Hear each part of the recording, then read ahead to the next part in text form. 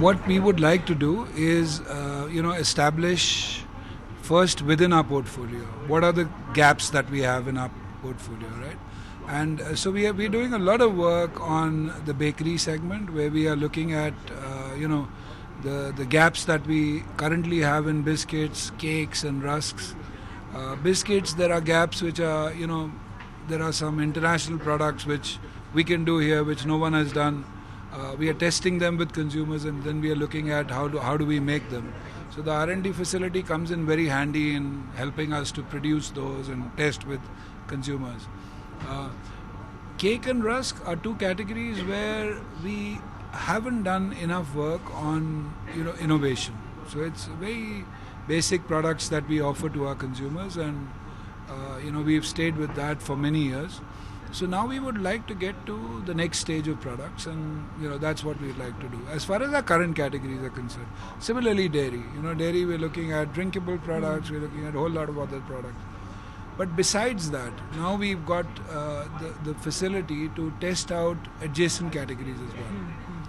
So we could test, we could produce, salty snacks, we could do croissants, we could do a whole lot of other stuff which we've never done in the past. So we are trying to do that. We are establishing costs, we are testing them with consumers, so that we know which category to get into next. You've made an investment of about 200 crores here in this facility. It's also your first own facility in the state of Karnataka. Yes. What's really the rationale behind this, Mr. Berry, for you to have a direct presence, touchdown as far as Karnataka is concerned? So Karnataka has always been a strong state for us.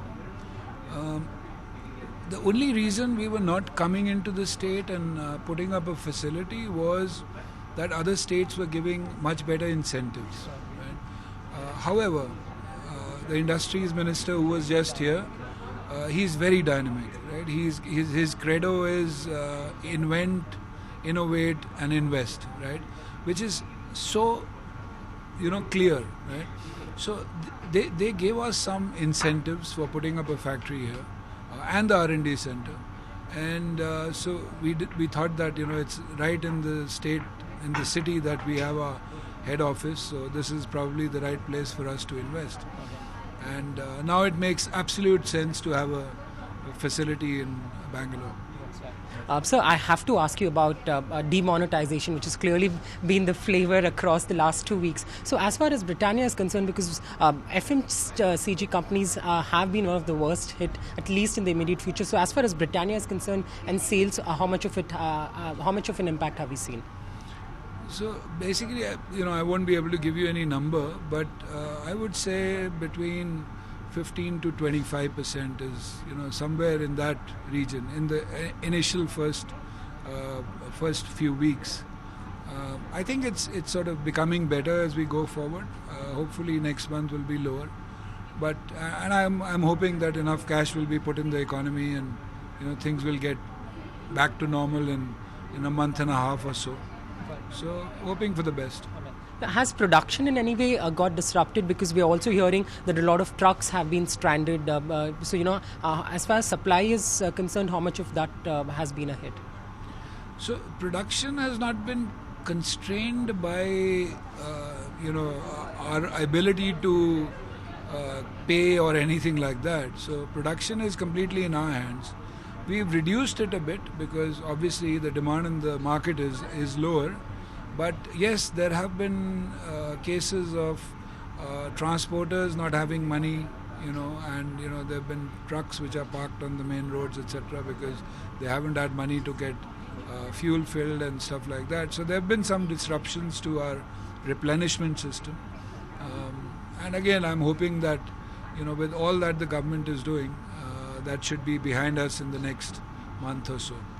Retailers have been saying that it's a little difficult for them to really say when will demand come back. What's your assessment of the on-the-ground situation? Do you see, how long more do we see as far as demand improving? Another month, 2? What is your assessment? So I think in a month and a half, it will get somewhere close to where it was. I don't think it's going to be 100% because, there'll still be some consumers who will be impacted. but I would say close to 100% in a month and a half.